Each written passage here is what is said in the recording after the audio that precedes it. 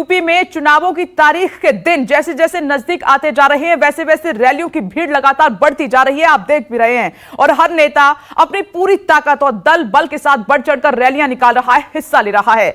कोई विजय यात्रा निकाल रहा है तो कोई प्रतिज्ञा रैली निकाल रहा है, कोई जन विश्वास यात्रा निकाल रहा है तो कोई रोड शो कर रहा है। लेकिन फैलते कोरोना ने अब इस प्रचार को शक के घेरे में खड़ा कर दिया है।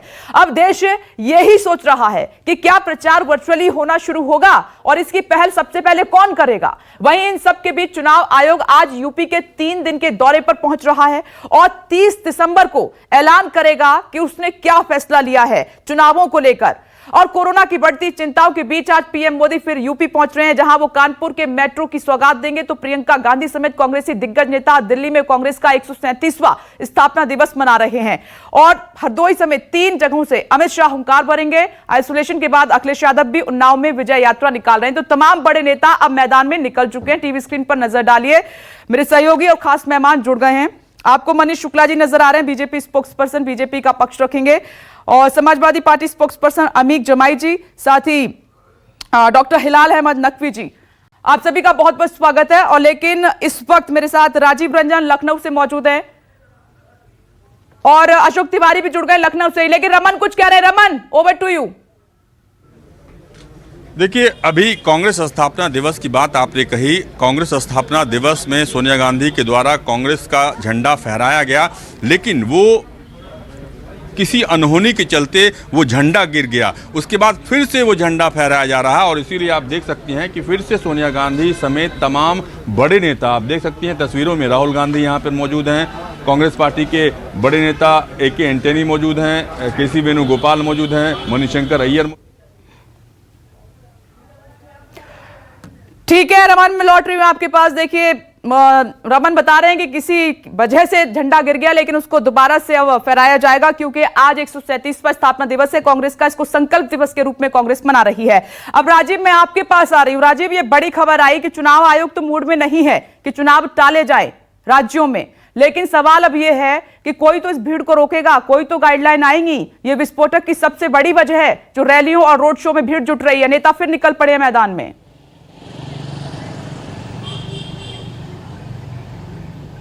देखिए विपनेश, अगले हफ्ते या उसके अगले हफ्ते मकर संक्रांति के पहले चुनाव आयोग चुनाव की तारीखों का ऐलान कर देगा, उत्तर प्रदेश समेत 5 राज्यों के। इस तरह के संकेत और हमारे सूत्र बता रहे हैं, रमन ने जैसा बताया। और बिल्कुल चुनाव आयोग ने स्वास्थ्य सचिवों के साथ बैठक के बाद अगर उसे चुनाव टालना होता या दूसरा कोई फैसला करना होता तो चुनाव आयोग बजाय लखनऊ आने के दिल्ली में गृह मंत्रालय या स्वास्थ्य मंत्रालय की आगे की बैठक करता।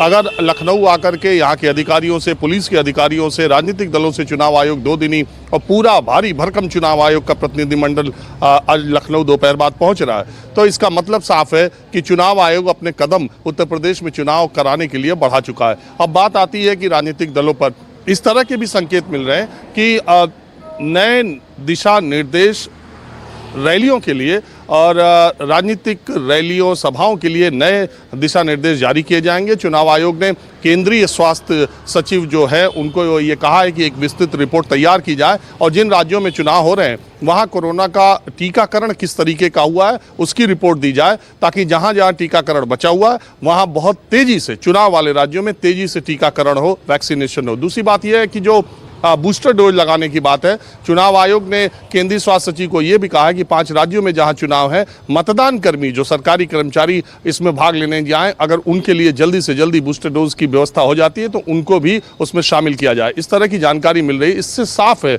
कि उत्तर प्रदेश में चुनाव होने जा रहे हैं। अब बात आती है राजनीतिक दलों की। निश्चित तौर पर जब तक चुनाव आयोग कोई सख्ती, कोई गाइडलाइन नहीं देगा विपनेश, तब तक कोई मुझे नहीं लगता कि राजनीतिक दल रुकने वाले हैं या अपने आप को रोकने वाले हैं। आज देखिए ऊपर से नीचे तक आप देखिए, प्रधानमंत्री नरेंद्र मोदी कानपुर आ रहे हैं, दीक्षांत समारोह कर रहे हैं, वहाँ भी कोरोना प्रोटोकॉल जो दूसरी शादी, विवाह या उत्सवों के लिए वो वहाँ भी फॉलो नहीं किया जाएगा। इसी तरह गृह मंत्री की भी हरदोई में रैली है। अखिलेश यादव अपनी विकास रथ यात्रा को दोबारा उन्नाव से शुरू कर रहे हैं। 3-4 दिन अपने को आइसोलेट करने के बाद वो फिर मैदान में उतर रहे हैं। इसके अलावा आपने लखनऊ में सुबह सुबह देखा मैराथन दौड़ हुई कांग्रेस की लड़की हूं लड़ सकती हूं नारे के साथ, वहां भी हजारों की संख्या में लोग इकट्ठा हुए। इसके अलावा छोटे जो राजनीतिक दल है, ओम प्रकाश राजभर की आज अंबेडकर नगर में जनसभा है। तो ये जब ऊपर से लेकर के नीचे तक पूरी जनसभाएं और कोरोना प्रोटोकॉल की रैलियों में धज्जियां उड़ाई जा रही हैं, हजारों की संख्या में लोग आए जा रहे हैं, तो निश्चित तौर पर चुनाव आयोग इस बात को संज्ञान में लेगा और लखनऊ वाली अपनी बैठक के दौरान वो राजनीतिक दलों से भी मुलाकात करेगा और इस पर जो संकेत मिल रहे हैं कि राजनीतिक रैलियों के लिए एक अलग से दिशा निर्देश चुनाव की घोषणा करते वक्त ही जारी कर दिया जाएगा। जी राजीव, मैं लौट रही हूँ। आप कानपुर का जिक्र आपने किया है पीएम के दौरे का, तो वहां से मानस श्रीवास्तव इस वक्त मेरे साथ लाइव मौजूद हैं। मानस, आप प्रधानमंत्री नरेंद्र मोदी के दौरे पर नजर बनाए हुए हैं, पूरा कार्यक्रम मैं आपसे समझना चाह रही हूँ और जानकारी यह भी मिल रही है कि पीएम पहुंचने वाले हैं कुछ ही देर में।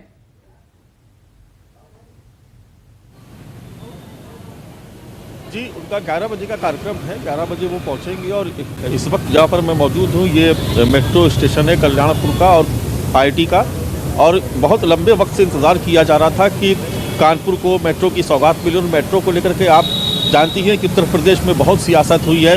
बार बार अखिलेश यादव की तरफ से कहा जाता था कि 1 इंच भी अगर मेट्रो आगे बढ़ी है उनकी सरकार के बाद तो सरकार बताए, लेकिन आज ये मेट्रो स्टेशन मुझे तैयार है और भव्य तैयारियाँ आप देख रहे हैं। ये आप देख रहे हैं कि प्रधानमंत्री नरेंद्र मोदी के नाम का यहाँ पर बहुत बड़े बड़े होर्डिंग्स लगाए गए हैं और एक तरीके से इसको बहुत बड़े स्तर पर इसको प्रचारित भी किया जा रहा है। प्रधानमंत्री यहाँ पर इसका उद्घाटन करेंगे और ये आप तस्वीरों में देख रहे हैं कि सामने कानपुर मेट्रो रेल परियोजना, IIT कानपुर मोती झील मेट्रो के परिचालन का शुभारंभ और साथ में आप मुख्यमंत्री योगी आदित्यनाथ और प्रधानमंत्री नरेंद्र मोदी की तस्वीरें भी देख रहे हैं। तो निश्चित तौर पर आज सबसे बड़ा जो कार्यक्रम है वो यही कार्यक्रम हो रहा है, लेकिन इससे पहले वो IIT के दीक्षांत समारोह में शामिल होंगे और दीक्षांत समारोह में शामिल होने के बाद वो इसका मेट्रो का उद्घाटन करेंगे और यहीं से वो सफ़र तय करके और सीधे जो रैली स्थल है जहाँ पर एक जनसभा को संबोधित किया जाना है वहाँ पर वो जाएंगे। तस्वीरें कुछ और भी दिखाएंगे कि कानपुर शहर में किस तरीके से इस मेट्रो के उद्घाटन के कार्यक्रम को प्रचारित किया जा रहा। तो हमारे अगर हम दाहिनी तरफ देखेंगे जो मेट्रो का एग्जिट पॉइंट है, अभी पहले दिखाया मैंने एंट्री का पॉइंट है, जो एग्जिट का पॉइंट है वहाँ भी आप देखेंगे तो पूरे इस इलाके को आप देखेंगे कानपुर की जो तमाम सड़क है जो उसको किस तरीके से होल्डिंग।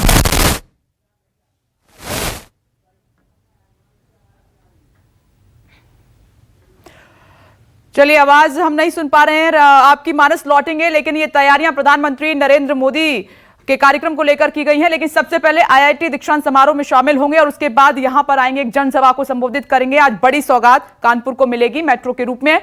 आते हैं आपके पास, लेकिन अब लखनऊ का सीधे रुख कर लेते हैं। अशोक तिवारी वहां से मौजूद हैं। तो अशोक, आज लखनऊ में हलचल रहने वाली है, चुनाव आयोग की टीम भी पहुंच रही है, कांग्रेस पार्टी के बड़े नेता भी वहां पर आपको नजर आ रहे होंगे।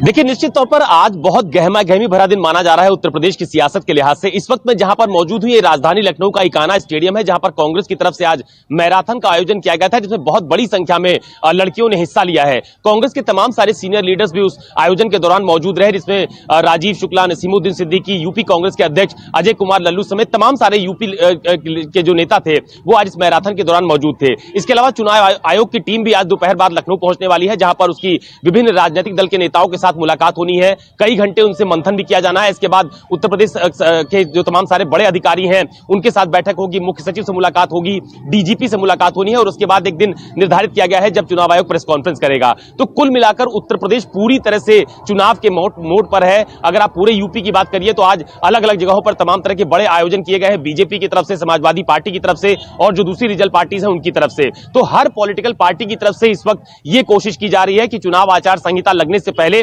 ज्यादा से ज्यादा दौरे उनके उत्तर प्रदेश में हो जाए, ज्यादा से ज्यादा उनकी सभाएं उत्तर प्रदेश में हो जाए और उनका जो एजेंडा है, उनके जो मुद्दे हैं उसको वो जनता के बीच में पहुंचा सके। तो इसी के मद्देनजर आज उत्तर प्रदेश में तमाम सारी जगहों पर जनसभाएं होने वाली हैं। अखिलेश यादव, जैसा कि पहले बताया गया, कि उन्नाव में अपना विजय रथ लेकर आज पहुंचने वाले हैं।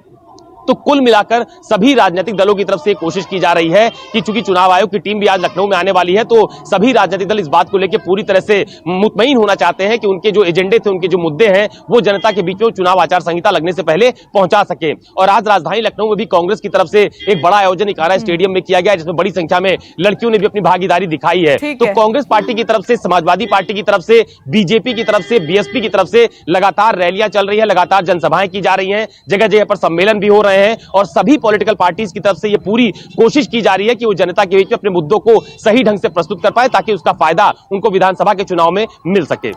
चिंता तो इसी बात की, एक तरफ नेता अपने चुनाव प्रचार को धार देने में लगे हुए हैं, तेज कर रहे हैं, तो दूसरी तरफ ये ओमिक्रॉन वेरिएंट जो नया आया है वो भी अपने पैर तेजी के साथ पसार रहा है। नमस्कार, मैं हूं मानक गुप्ता।